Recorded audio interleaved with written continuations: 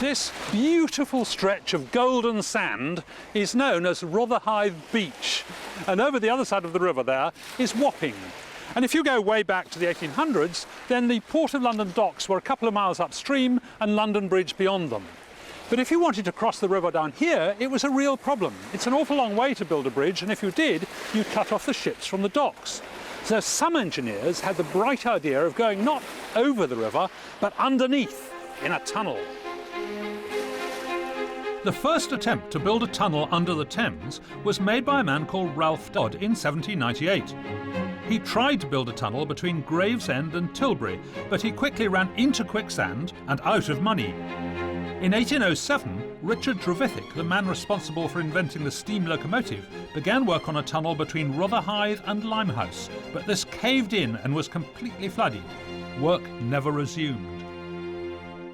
The chap who built the first successful tunnel under the Thames was Brunel. Not the flamboyant Isambard Kingdom Brunel, but his dad, Mark Brunel, who was a French engineer. Now the story goes that Mark, when he was working at Chatham Dockyard, was inspired by seeing a thing called a shipworm, Teredo nivalis, which used to bore its way into the oak timbers of ships, and eventually they crumbled. Now this walking stick has a handle made of driftwood, and I'm told that those wormholes are not actually woodworm, but shipworm, that is, Teredo nivalis. The shipworm bores through wood using its powerful jaws and then lines the tunnel it's made with a hard excretion. This is what gave Mark Brunel the inspiration for the invention of the tunnelling shield. The miners would stand on platforms. In front of them were planks of wood holding back the soil. They'd unscrew one plank, remove 18 inches of soil from behind it, then push the plank into the hole. Then they'd unscrew the next plank and do the same. Eventually, when all the planks had been moved forward, the whole structure was pushed 18 inches towards Wapping. Then the area excavated behind the shield was lined with bricks, like the hard excretion of the shipworm.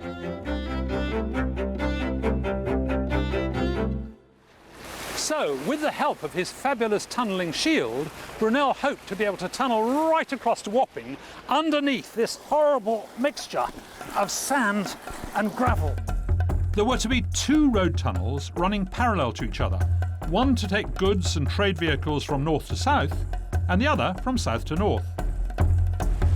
Mark Brunel might have found it easier to start a few hundred yards back and dig a gentle slope downwards, but that would have caused far too much disruption to the area. So here on the Rotherhithe Bank in 1825, he built himself an engine house. That's the black chimney at the back there. And then he built an enormous brick cylinder. This thing that looks like concrete is actually bricks. The cylinder was 50 feet wide and 40 feet high. And when they'd finished it, they dug out the earth from inside and also from just around the outside, so that the whole thing sank slowly into the ground. And when it reached the bottom, and this is just the top sticking out, from the bottom of that shaft, he was able to start tunneling under the river. Sadly, Mark Brunel was taken ill before the tunnelling even got underway in November of 1825, and it wasn't long before his 20-year-old son, Isambard Kingdom Brunel, stepped into his father's shoes as resident engineer, bringing with him a youthful enthusiasm.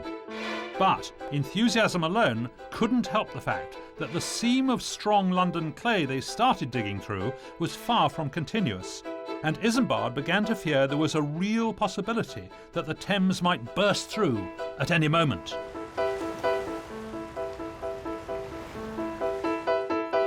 I want to know what London's actually built on, so I've come to the lab to meet Chris, who's a materials engineer. You know about these things, do you? Certainly do, yes. Yeah, good. So, is this what London's built on? Basically, North London is built on this clay, which is ideal, it's cohesive, very hard to break. It's very hard, isn't it? Yeah. I thought, it's a bit like plasticine, but extremely tough. Yeah, it's an ideal tunnelling material, basically. Is it? Yeah, in North London. Because it sticks together? Yeah, so okay. Very cohesive. And what happens in the south?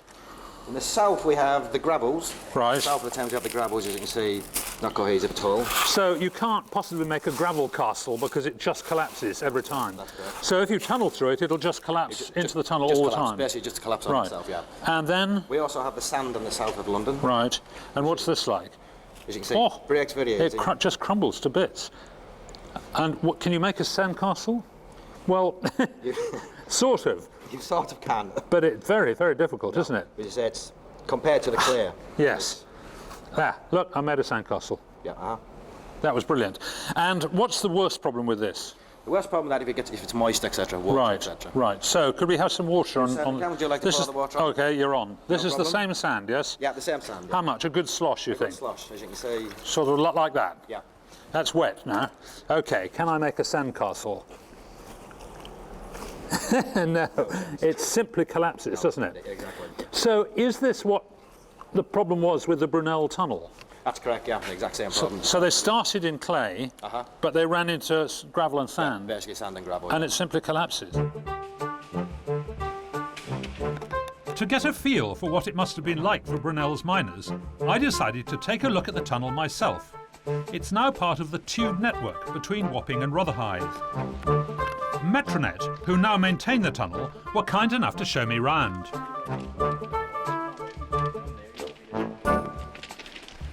Working conditions down here must have been absolutely horrible.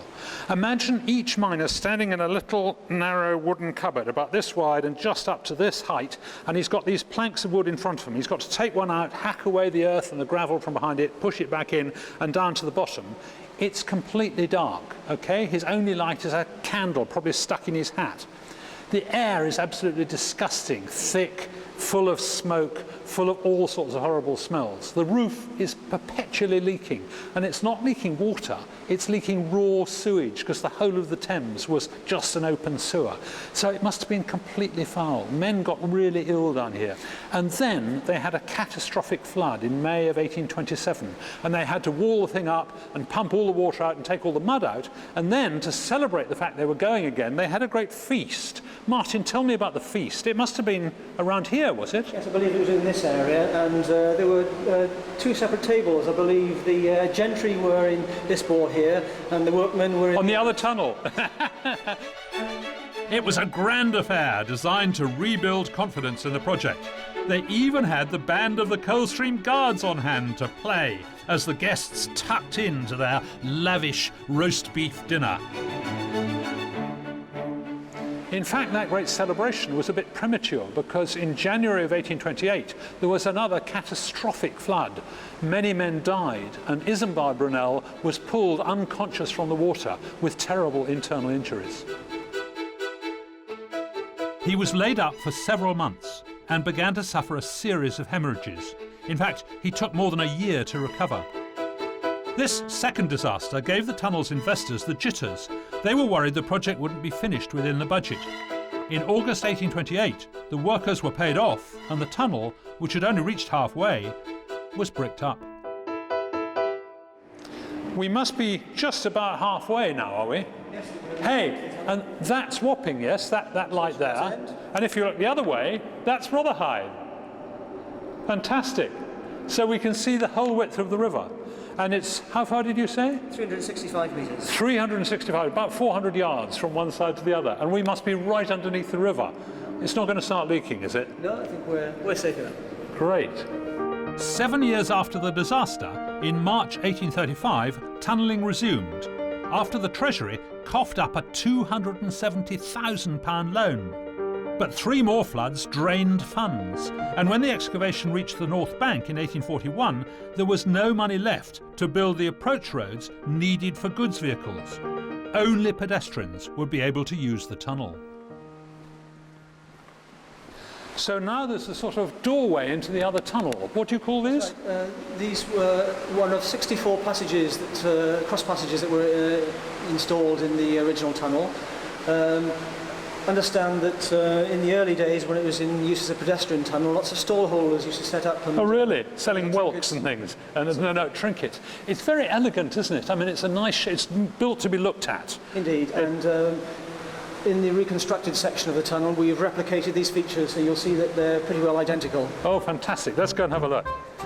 Martin Roach worked on the refurbishment of the tunnel in 1995. The team retained as much original brickwork as possible, and any repairs that had to be made also reflected Brunel's original design. given that it's concrete, the shape is absolutely gorgeous, isn't it? Yes, it was quite elaborate. That's fabulous. I do like that. How many of these have you done? 56 in total. You've done 56 new cross passages. That's terrific. Why don't you set up stalls in here? But we don't get too many people walking down here these days. No, I guess you don't, no. It's a shame that not many people get to see Brunel's handiwork close up. It can be easy to forget that what's now just a short stretch of tube was the first tunnel of its kind and was once even hailed as the 8th wonder of the world. Now this is Brunel's original shaft. Look, this is the brick cylinder, his original bricks on the Wapping side. And this is one of the spiral staircases that he must have come up. I'm actually walking in the footsteps of the master, and indeed all his pedestrians must have come up the same way too. I think it's great that such an important tunnel and shaft has been preserved so well, but in future, something tells me I'll be taking the lift. Wow, I'm glad I don't have to do this too often. This is the Tower of London, arguably the most famous of all the London tourist attractions, visited by millions of tourists every year. But what none of them notice is this funny little building right next door. It says round the top, London Hydraulic Power Company Tower Subway, constructed AD 1868. And down under here, there is an example of what was arguably the most important step forward ever in tunnelling technology. Come down and have a look. The tunnel, which runs right under the Thames, was constructed by James Greathead, a South African-born engineer and inventor. Originally, a lift was planned to take you the 60 feet down to the bottom of the shaft, but it didn't work very well, and a spiral staircase was put in to replace it. Unfortunately for me, not even the spiral staircase remains today. So any advice? Just hang on tight, mate. Hang on tight, okay. That sounds like good advice to me. They say it's 60 feet down. It feels like about 160. At the bottom of the shaft, I met Murray Briggs from Cable and Wireless, who now own the tunnel after buying it from the London Hydraulic Power Company. Yes, welcome. Wow, so these must be the high pressure water that the London Hydraulic Company was delivering, is that right? Yes, I believe that's one of the old pipes, plus plenty of fibre optic cables that we've got through the tunnel over on the wall.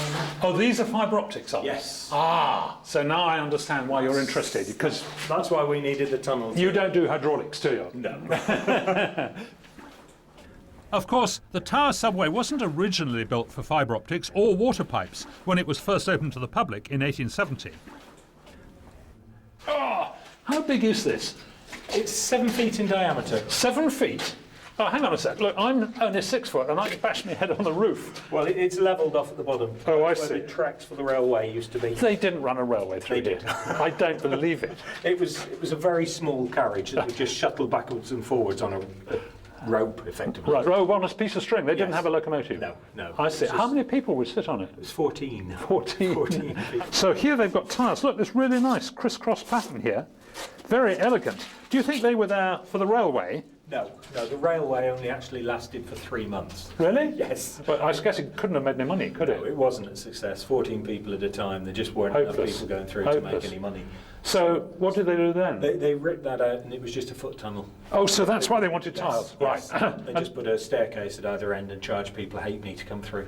Well, I bet they didn't get any customers, did they? I mean, They did $1 million a year. $1 million a million a year. year. That's 20,000 a week. Yes.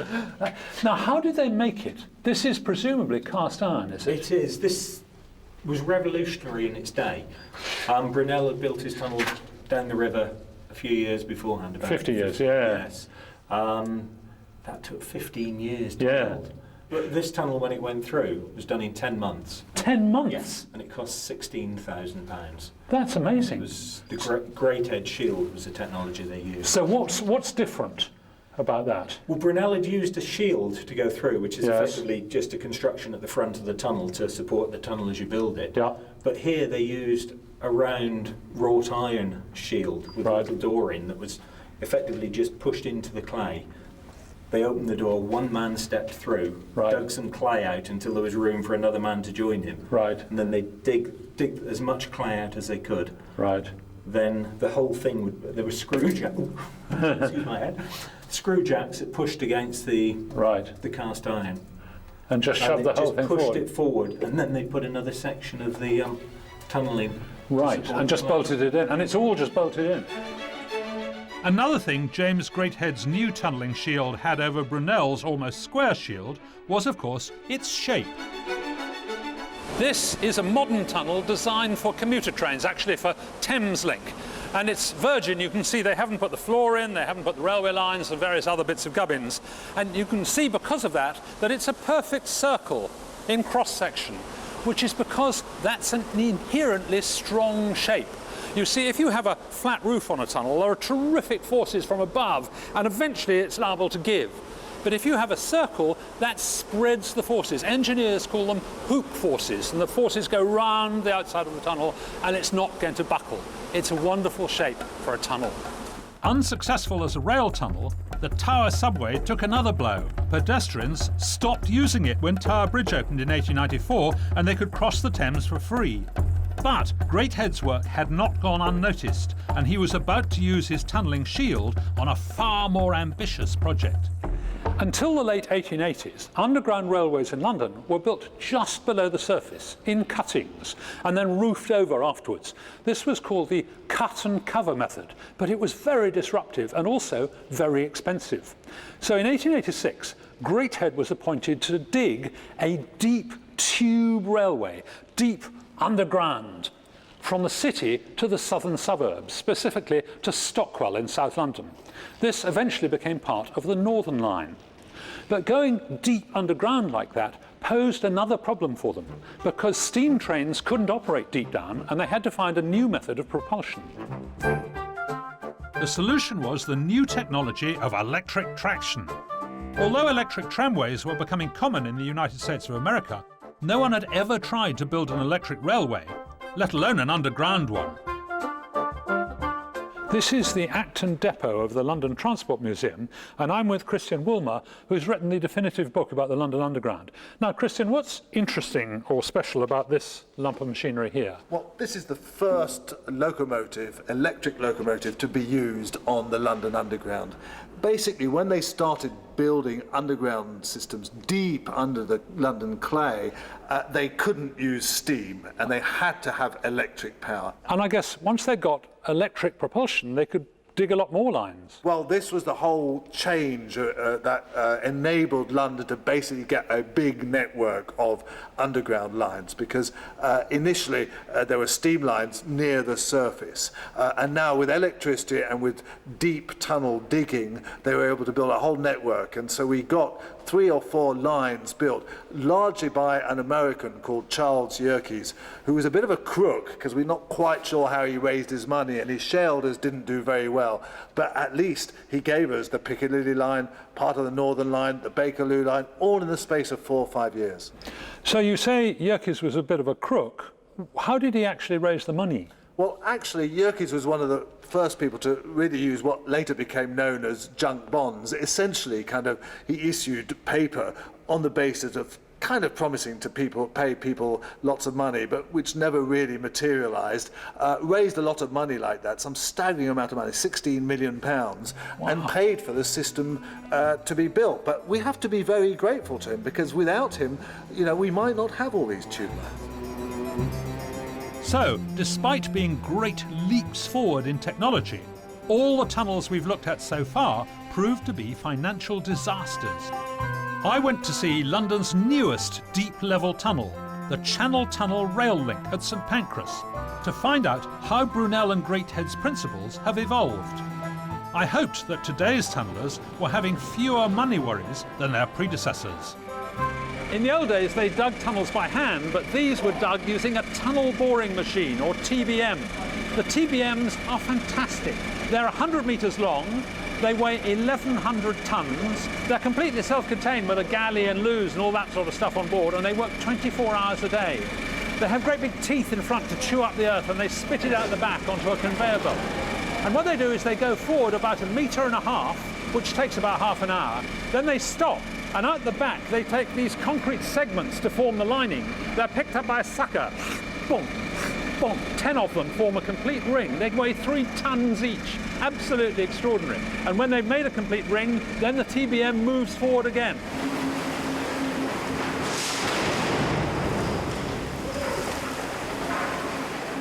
I've come now right into the tunnel, right into the solid concrete here, and they tell me I'm 20 meters underground, which is a little bit scary, but actually there's a lot of tunnel and there's a lovely fresh air blowing through. And the chap who knows all about it is Gordon here. I think you live down here, is that right, Gordon? More or less, yes. Yeah. Now tell me, this is obviously the newest tunnel in London, I guess, is it? Yes, indeed it is, yes. And how much does it owe to all those pioneers, to the Brunels and to Greathead?